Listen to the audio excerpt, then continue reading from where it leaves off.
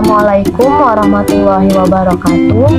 Hai semuanya, nama saya Tengku Nadia Almira dengan NIM 20050081041, kelas Akuntansi 5C, program studi akuntansi, jurusan akuntansi Politeknik Negeri Medan.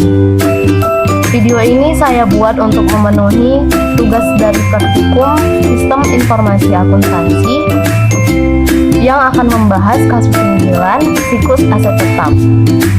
Mata kuliah ini diampu oleh Ibu Fatma Dwijati, SE, MACC, AK.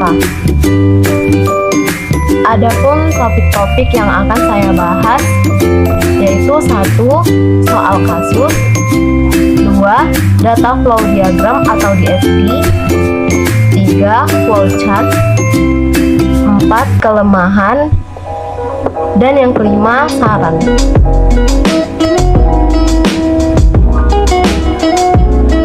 Baiklah, langsung saja masuk ke topik yang pertama, yaitu soal kasus. Subsistem aset tetap Jim and Clean terdiri atas dua fungsi utama. Kedua fungsi tersebut, fungsi akuisisi aset dan fungsi pemeliharaan atau penghapusan, merupakan tanggung jawab manajer produksi. Para manajer boleh membeli aset tetap menurut kebijakan mereka untuk memastikan kelancaran operasional. Ketika seorang manajer sudah memutuskan bahwa pembelian perlu dilakukan, perusahaan tersebut mengikuti langkah-langkah berikut. Yang pertama, manajer memilih pemasok dan kemudian menegosiasikan pesanan pembelian yang dapat mencakup tukar tambah, tanggal pengiriman, pendanaan yang dapat diaplikasikan, jaminan, dan layanan servis. Yang kedua, setelah kontrak disepakati, manajer mengirimkan pesanan pembelian ke pemasok. Pemasok memproses pesanan pembelian dan manajer membuat persetujuan untuk mengambil aset tersebut atau pemasok yang akan mengirimkannya. Yang ketiga, pemasok mengirimkan satu salinan tambahan dari pesanan pembelian dan faktur kepada manajer untuk kemudian menyimpannya dalam catatan aset tetap perusahaan. Yang keempat, manajer kemudian mengirimkan satu formulir yang berisi rincian transaksi beserta salinan pesanan pembelian, faktur pembelian, dan kebutuhan modal ke Departemen Utang Dagang di perusahaan. Yang selanjutnya, perusahaan kemudian mentransfer pembayaran yang diperlukan melalui proses pengeluaran kas, baik untuk proses akuisisi aset maupun proses pemeliharaan mesin produksi. Lalu yang terakhir, pembayaran kepada para pemasok dilakukan melalui proses pengeluaran kas. Petunjuk di dalam buku pegangan memberikan informasi kepada para manajer terkait umur ekonomis dari beberapa aset tetap, tetapi tidak dipandang sebagai suatu keharusan. Tidak ada otorisasi formal untuk membeli atau menghapus aset. Ketika seorang manajer memutuskan bahwa suatu aset harus dihapus, kebijakan umum perusahaan adalah menjualnya dengan cara tukar tambah dengan aset baru atau menghibahkannya. Para manajer diberi wewenang untuk menghapus aset tetap. Para asisten manajer produksi bertanggung jawab untuk memastikan semua mesin produksi melalui proses pemeriksaan dan pemeliharaan rutin sesuai dengan umur ekonomis dari masing-masing mesin. Nah, untuk data flow diagram atau DFD, saya akan membahasnya dalam 9 level, yaitu DFD level 0, level 1, level 2, level 3, level 4, level 5, level 6, level 7, dan yang terakhir DFD level 8. Langsung saja kita masuk ke DFD level 0. Seperti yang terlihat di dalam diagram, terdapat dua fungsi subsistem aset tetap Jim and Clean, yaitu fungsi akuisisi aset tetap dan fungsi pemeliharaan dan penghapusan aset tetap.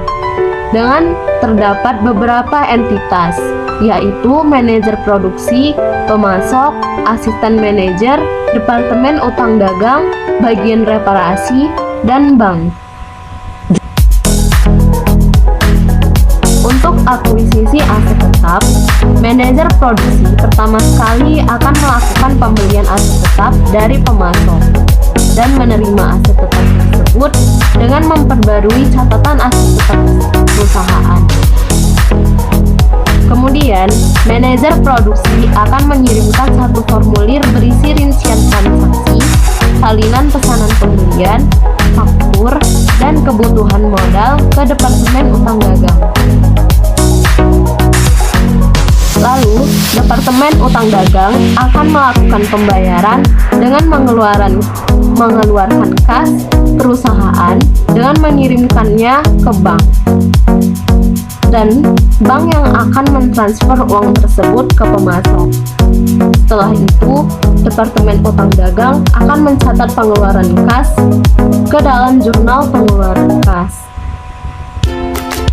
Untuk pemeliharaan dan penghapusan aset tetap, asisten manajer akan diinformasikan tentang aset tetap oleh manajer produksi berdasarkan catatan aset perusahaan, agar melakukan pemeriksaan dan pemeliharaan rutin terhadap aset tetap perusahaan.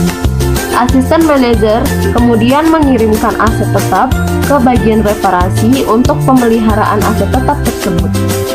Setelah selesai, bagian reparasi akan mengirimkan rincian biaya ke asisten manajer. Lalu, asisten manajer akan mengirimkan rincian biaya dan memo ke Departemen Utang Dagang. Kemudian, Departemen Utang Dagang akan melakukan pembayaran dengan mengeluarkan kas perusahaan dan mengirimkannya ke bank. Dan bank yang akan mentransfer uang tersebut ke bagian reparasi.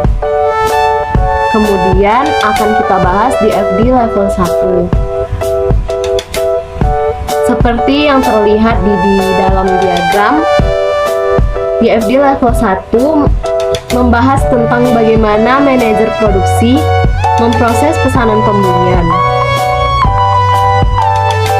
Manajer produksi akan menegosiasikan pesanan pembelian yang mencakup tentang tanggal pengiriman aset tetap, pendanaan yang diaplikasikan, jaminan, dan layanan servis. Setelah pesanan pembelian disepakati, pemasok akan memproses pesanan pembelian.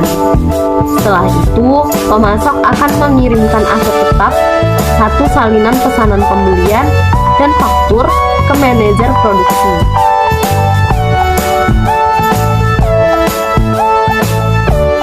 Selanjutnya, ada di FD level 2. Di FD level 2 ini membahas tentang bagaimana manajer produksi menerima aset tetap. Manajer produksi akan menerima aset tetap, satu salinan pesanan pembelian, dan faktur. Kemudian, manajer produksi memperbarui catatan aset tetap dengan menyimpan informasi yang berasal dari salinan pesanan pembelian dan faktur tersebut dalam catatan aset tetap perusahaan. Selanjutnya, masuk ke DFD level 3. Dalam DFD level 3, manajer produksi akan mengirimkan satu formulir transaksi, salinan pesanan pembelian, faktur, dan kebutuhan modal ke Departemen Utang Dagang untuk pencatatan utang dan pembayaran aset tetap. Kemudian, DFD level 4. DFD level 4 membahas tentang pengeluaran kas untuk membayar hutang. Departemen Utang Dagang akan melakukan pengeluaran kas sebesar yang tertera dari salinan pesanan pembelian dan faktur dan mengirimkannya ke bank. Lalu, Departemen Utang Dagang akan mencatat pengeluaran kas ke dalam jurnal pengeluaran kas.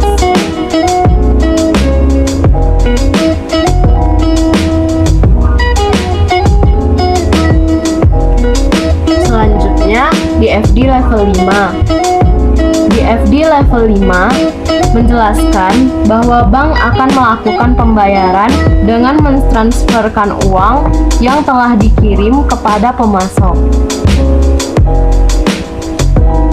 Kemudian lanjut ke DFD level 6. Berdasarkan catatan perusahaan, asisten manajer akan melakukan pemeriksaan terhadap aset tetap. Setelah selesai, asisten manajer akan membuat laporan hasil pemeriksaan.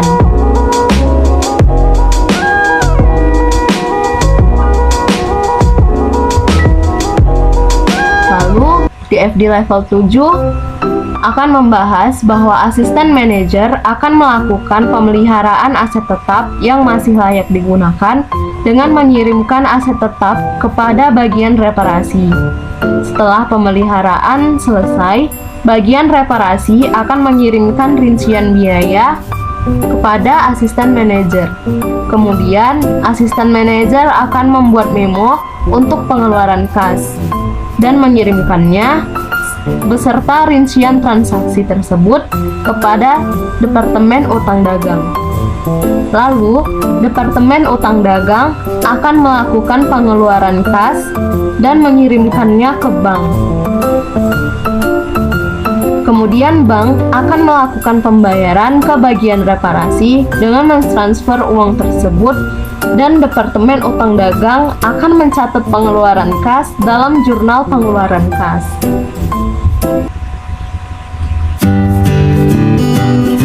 Dan yang terakhir, DFD level 8. Berdasarkan catatan aset tetap perusahaan, manajer produksi bisa membuat keputusan untuk menghapus aset tetap yang sudah usang atau sudah sangat berkurang umur ekonomisnya. Penghapusan aset ini bisa dilakukan dengan dua cara, yaitu menukar tambahkannya dengan yang baru atau menghibahkannya. Jika salah satunya dilakukan, maka harus dibuat laporan penghapusan aset agar catatan aset tetap perusahaan diperbarui berdasarkan laporan yang ada.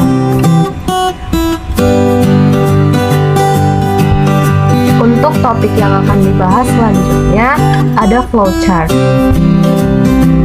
Seperti yang terlihat di dalam diagram, terdapat dua fungsi subsistem aset tetap Jim and Flynn, yaitu akuisisi aset tetap dan pemeliharaan dan penghapusan aset tetap. Dengan terdapat beberapa entitas, yaitu manajer produksi, pemasok, Departemen Utang Dagang, bank, asisten manajer, dan bagian reparasi. Flowchart biasanya dimulai dengan terminator mulai dan akan diakhiri dengan terminator selesai. Untuk akuisisi aset tetap, manajer produksi pertama sekali akan memilih pemasok dan melakukan negosiasi dengan pemasok tentang syarat kontrak atau pesanan pembelian. Kemudian, manajer produksi akan membuat pesanan pembelian dan mengirimkannya ke pemasok. Pemasok akan membuat salinan pesanan pembelian dan faktur, lalu mengirimkannya beserta aset tetap yang dipesan. Ketika manajer produksi menerima aset tetap beserta salinan pesanan pembelian dan faktur, ia akan menyimpannya dalam catatan aset tetap perusahaan. Lalu, manajer produksi akan menghitung kebutuhan modal dan menyiapkan berkas transaksi pembelian aset tetap berupa satu form. Rincian transaksi, salinan pesanan pembelian, faktur, dan kebutuhan modal yang sudah dihitung sebelumnya. Kemudian, manajer produksi akan mengirimkannya ke Departemen Utang Dagang.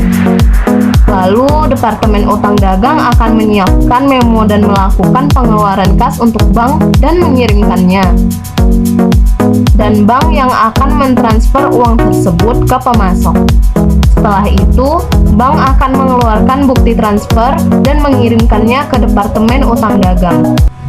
Departemen Utang Dagang akan mencatat pengeluaran kas dalam jurnal pengeluaran kas berdasarkan bukti transfer. Kemudian, bukti transfer akan dikirimkan ke pemasok sebagai bukti tanda sudah melunasi hutang. Untuk pemeliharaan dan penghapusan aset tetap, asisten manajer akan diinformasikan tentang aset tetap oleh manajer produksi berdasarkan catatan aset tetap perusahaan agar melakukan pemeriksaan.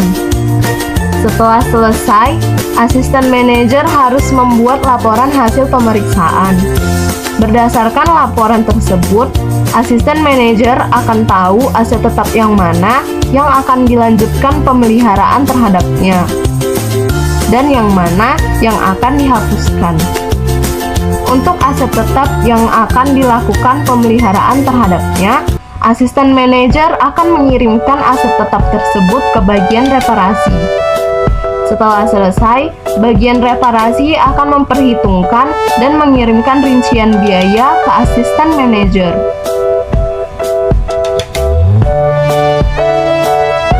Lalu, asisten manajer akan mengirimkan rincian biaya dan memo ke Departemen Utang Dagang. Lalu, Departemen Utang Dagang akan menyiapkan memo dan melakukan pengeluaran kas untuk bank dan mengirimkannya. Dan bank yang akan mentransfer uang tersebut ke bagian reparasi. Setelah pembayaran dilakukan, bank akan mengirimkan bukti transfer ke Departemen Utang Dagang. Departemen Utang Dagang akan mencatat pengeluaran kas dalam jurnal pengeluaran kas berdasarkan bukti transfer. Kemudian, bukti transfer akan dikirimkan ke bagian reparasi sebagai bukti tanda sudah melunasi utang. Untuk topik yang selanjutnya, ada kelemahan. Dari flowchart, kita bisa melihat adanya beberapa kelemahan dari subsistem yang digunakan perusahaan Jim & Clean, yaitu tidak adanya pemisahan tugas yang jelas seperti tugas bagian keuangan yang ditangani oleh Departemen Utang Dagang. Yang kedua, adanya wewenang yang ganda, seperti penerimaan dan pencatatan aset tetap dilakukan oleh manajer produksi yang juga berwenang melakukan pembelian dan penghapusan aset. Yang terakhir, sistem aset tetap yang digunakan masih sistem manual sehingga diperlukan pengarsipan yang optimal. Nah, ketiga hal tersebut bisa membuat kecurangan akan mudah sekali terjadi dan bisa merugikan perusahaan Jim & Clean. Topik selanjutnya dan sebagai topik yang terakhir ada saran. Dari kelemahan tersebut, terdapat beberapa saran yang bisa saya berikan, yaitu sebaiknya dilakukan pemisahan tugas yang jelas. Seharusnya pengeluaran kas diberikan wewenangnya kepada bagian keuangan, bukan Departemen Utang Dagang. Yang kedua, seharusnya ada Departemen Penerimaan untuk aset tetap, sehingga penerimaan dan pencatatan aset tetap tidak dilakukan oleh manajer produksi. Yang ketiga, atau yang terakhir, sebaiknya perusahaan Jim & Clean meningkatkan sistem untuk aset tetap ini dengan menggunakan komputer sehingga tidak terjadi kehilangan arsip dan operasional dapat berjalan dengan lancar. Hal ini bisa lebih meningkatkan perusahaan Jim & Clean dalam mengelola aset tetap mereka. Sekian video presentasi saya. Atas perhatian teman-teman semua, saya ucapkan terima kasih. Wassalamualaikum warahmatullahi wabarakatuh.